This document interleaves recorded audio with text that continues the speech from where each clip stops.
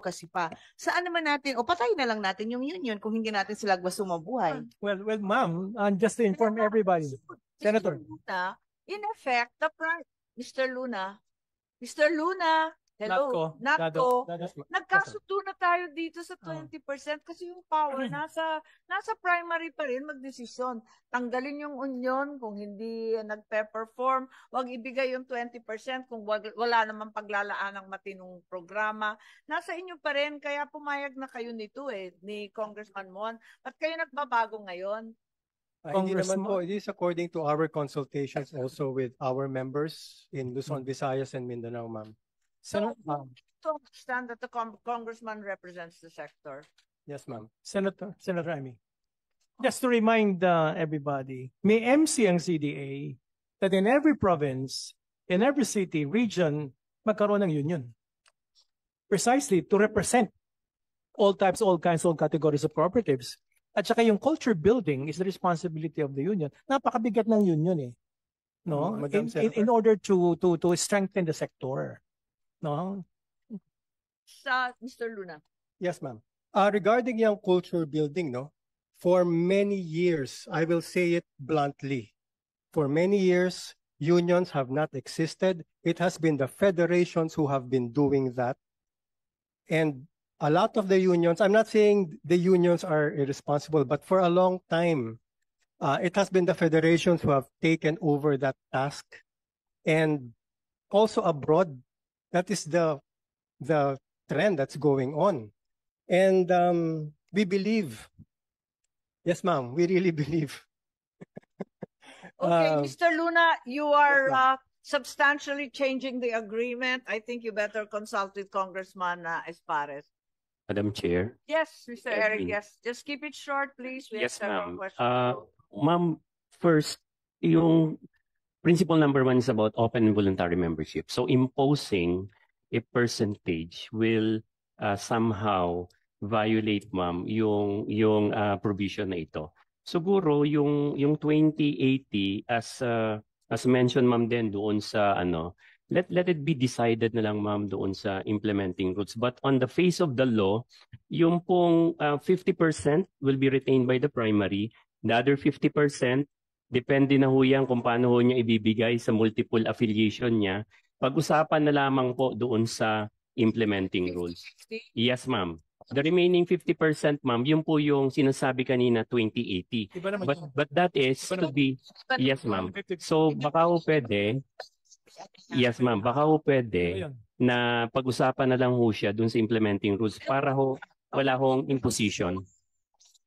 Mr. Luna, and sana wag na kayo pabago-bago. Dito tayo nagtagal, dito tayo na-delay.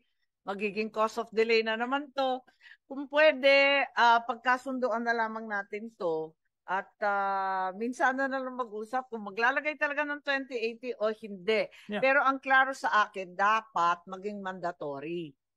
Yes. Kailangan at obligasyon na mag-training at mag-upgrade. Agree. Kasi yung ibang co-op natin, di na umasenso. Yeah. Nanatiling small and micro forever and ever na, di ba? Yun na lang. Basta klaro na mandatory. We will look for language. Is that correct, Committee Secretary? So, and then we will go to the TWG where apparently there are quite a few suggestions for the IRR. Tama? And Senator Go, would you like to say something to the co-op? At kami lang naman ang nagbibigay ng konting pera sa inyo. Just a short... Ngayon wala na kaming pera. Just a short manifestation and support po sa ating co-op since organizational meeting po ito ngayong araw na ito. Madam Chair, distinguished colleagues, and to our resource persons, good day po. Alam nyo naman po na malapit sa puso ko ang ating mga co-ops, maging maliit o maging malaking co-op ay talagang malapit sa puso ko at sinusuportahan ko yan. Ako po'y naniniwala na through cooperatives sa local level, hanggang sa pinakamaliit, mas masarap po ang pakiramdam pag pinaghirapan nyo ang inyong pagninegosyo, palaguin nyo po. Kaya po tayo may CDA, may tumutulong, may mga cooperatives at may tututok po na hindi masasayang yung inyong pondo at meron tayong dapat na sundin na batas.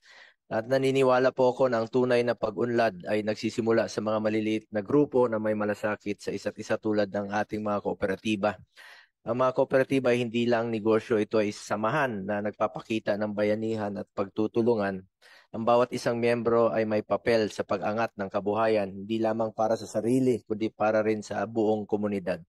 That is why as Vice Chairperson of the Committee on Finance, I have supported various programs that empower local communities, including those that benefit our cooperatives.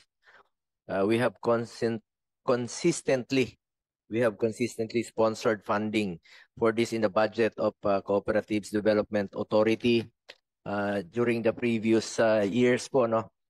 I also co-authored and co-sponsored Republic Act number 11535, which mandates the appointment of cooperative development officers in all local government units. Napakahalaga po nito. I was one of the authors of Republic Act number 11502, which institutionalizes the celebration of National Cooperative Month every October. At yung Republic Act 11364 in 2019 strengthened the CDA. Napaka-importante rin po ito na naipasa ng previous administration ni Pangulong Duterte. Now, I am committed to continue to support initiatives and reforms for the benefit of our cooperatives, especially micro and small co-ops. We welcome the bills before us today, which seeks to simplify the process of establishing agricultural cooperatives and provides additional support for cooperatives. Suportado ko po kung ano po yung makakatulong at makakabuti po sa ating kooperatiba. Asahan niyo po yan bilang miyembro po ng committee ito.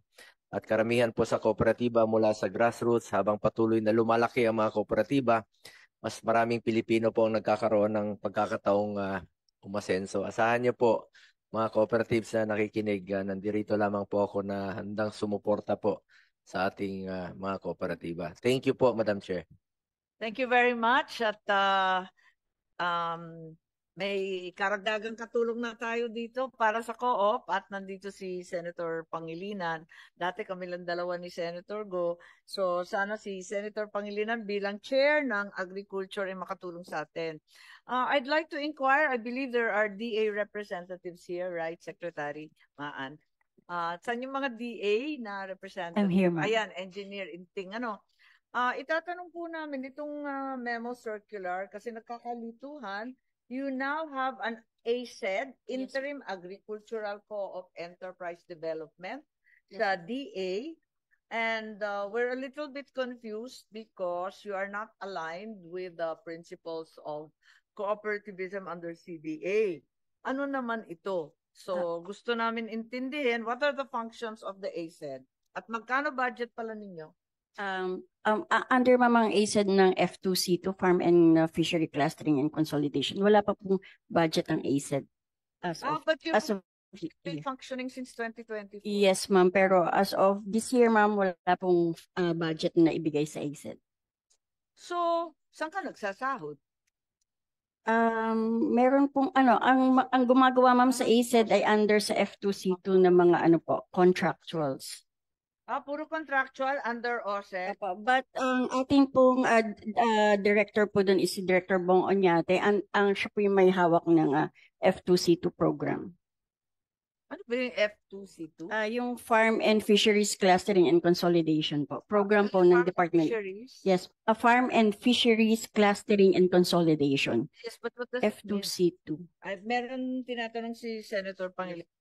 Is that related to the provincial agriculture and fisheries extension? Iba pa yan? Iba pa po yung PAFES po. So meron Yes, ka ng sir. Iba PAFES, pa po. may clustering ka pa? Yes, sir. Okay. Anyway, with the permission of the chairperson, but I just maybe I'd request Engineer Inting to provide us, your documents regarding your programs. Kasi for the information of the committee as well as our resource persons, this representation as chairman of the Committee on Agriculture filed a measure to re-establish actually the Bureau of Agriculture Cooperatives under the Department of Agriculture. Now, the chairperson of the committee has mentioned that a separate section in the Cooperative Development Code, or the co-op refers to the agriculture co-op. So I'd like to harmonize the bill that creates the Bureau of Agriculture Co-ops under the DA, as well as the section on the revised code on agriculture co-ops, so that it's harmonized. That's definitely appreciated. Copy po. To your mind, what are the functions of the ACED service? Actually, ma'am, ang ACED is to strengthen and transform organizations or associations to viable agri-cooperatives. So from the associations, yun po yun ini-strengthen namin in coordination and collaboration with regional CDAs po na gustong makita namin na pwede na silang maging co-op. Kaya nga nagkakaroon ng overlap and duplication at wala naman pala kayong budget. Pareho lang kayo, naghihikahusin ng budget ang CDA. Magtulungan na lang kaya kayo? Yes, ma'am. Lagi naman po kami nakikipag-coordinate with Makita ko, yung listahan ninyo ng co-ops, ibang-iba sa listahan ng CDA. Yung mga hindi accredited ng CDA, accredited sa inyo. Kaya nalilito ko. Okay, ma'am. Ipapacheck ko po. Like Senator Kiko says, it should be aligned. Yes, ma'am. Yeah, para the goal of strengthening co-ops is really accomplished. What are the programs today of the ACED? We have the mga trainings, market linkages, and then mga capacity building, ma'am. And training, marketing. Yes, ma'am. Kung training, di nangumpetensya pa kayo sa mga union ni Father Anton. Wag na kayo mangumpetensya dyan. Expertise na nila yan. Dekada-dekada na yan. Naging bilyonaryo na nga patulong na lang sa kanila. Kesa mag-training na rin kayo. Yes po. Okay po. Tapos sa accreditation, magtulungan na lang kayo ng CDA. Who are entitled? Sinong constituency ninyo? Sinong mga beneficiaries?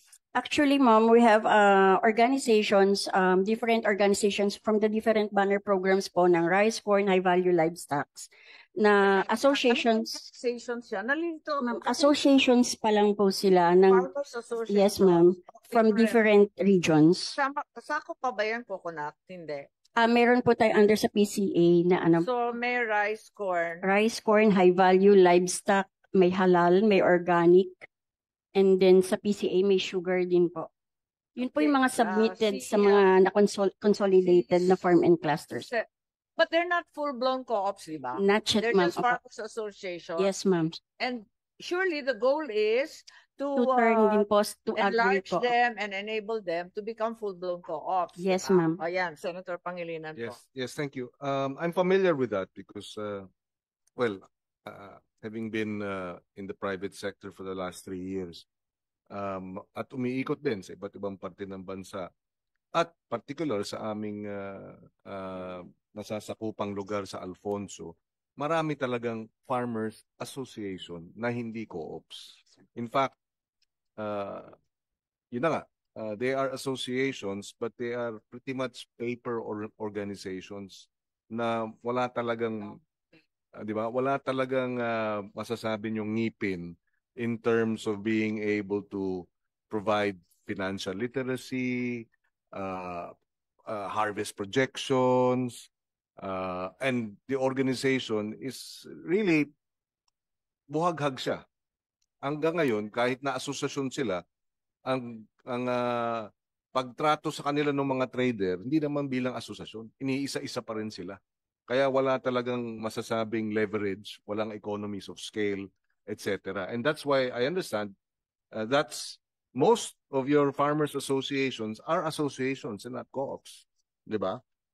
So if you can also provide the committee, the ilang asosasyon yan down the different, kasi meron farmers, vegetables and fruits farmers association. Maganda lista mo na.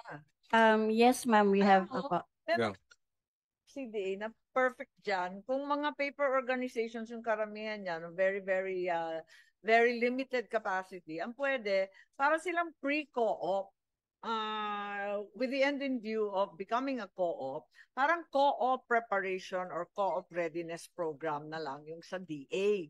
At magtulungan na lang tayo para one day, magiging full-blown co-op na sila, kakayanin na nila. Yun ang maganda kasi, yun nga, ang